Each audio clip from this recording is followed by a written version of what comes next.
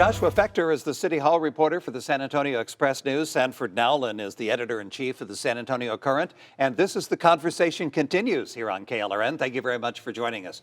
Joshua, where do we go with guns? It seems like the city is focusing on a gun buyback program as its response to gun violence, domestic violence, and the El Paso shootings. Does this have legs? Is this going anywhere? Well, I mean, you already have buy-in from 5 council members. You have Councilwoman Jada Andrews Sullivan, Councilman John Courage, then you had 3 others who have already signed on. So there does appear to be momentum here, and in terms of the actual support for this particular item. And of course, a couple of weeks ago, City Council passed its own resolution saying, you know, calling on Congress and the state legislature to sort of take up gun violence as a real concern. And part of that is that the city wants to look at basically, you know, what sort of, you know, power do we have to limit, you know, the proliferation of guns and to tamp down on gun violence. And, you know, so far they think they don't have as much wiggle room, but we'll see what this process kind of bears out. So if council approves it, what form will this take? This will use forfeiture money to buy any gun you show up with? Is that the way you picture it working out?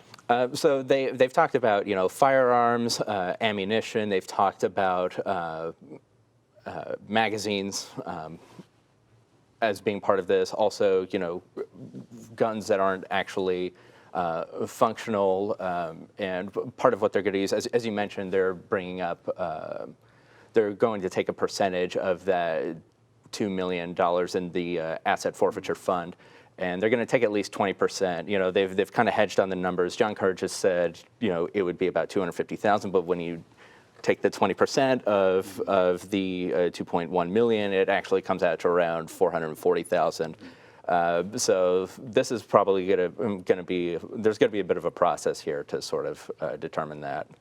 Sanford, you did an interesting report this week on Sunday. All the new laws that were passed in the 2019 legislature take effect. One law that's not being passed is a significant expansion of medicinal marijuana and, of course, legalized marijuana, both of which were brought up in the regular session, both of which were killed by the lieutenant governor. But that doesn't stop the state from making money off of weed, does it? Well, one slight correction. I mean, there was an expansion of medical marijuana. It didn't go as far as a lot of people wanted. There's some, you know, cancer, certain types of autism, some other very serious diseases were added.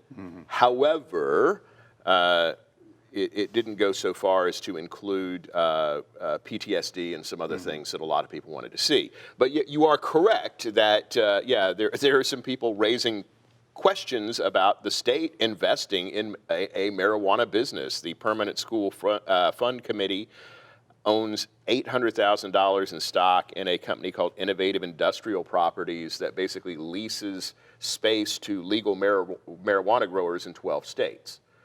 And their question is, why is it okay for the state of Texas to invest its money expecting a return in you know, a marijuana-related business if you're not going to have a greater expansion of medical marijuana or decriminalize it, in the very least, marijuana in the state? And I think to their point, it's going to become harder and harder for Dan Patrick and these other holdouts to make the case that Texas shouldn't take a serious and expansive look at its marijuana laws when so many other states around us are, and the economy that Texas is interlocked with is starting to have a bigger component that relies on legal marijuana. And it seems like there's opportunities being lost.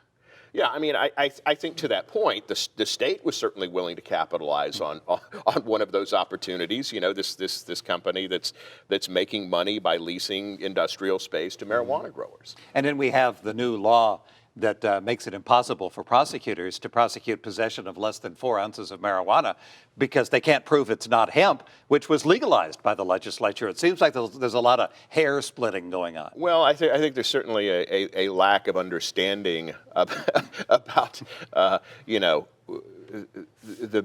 about pot, legal pot, medicinal pot, and that sort of thing. And I think that's one of the things that they probably should have considered when they were having this debate about hemp. A lack of understanding in the legislature, go figure. Jonathan, Hard to buy into that. yeah, Sanford Hard to believe Nowlin that. is the editor-in-chief of the San Antonio Curent. Joshua Fletcher, City Hall reporter for the Express News. Thanks for joining us for The Conversation Continues.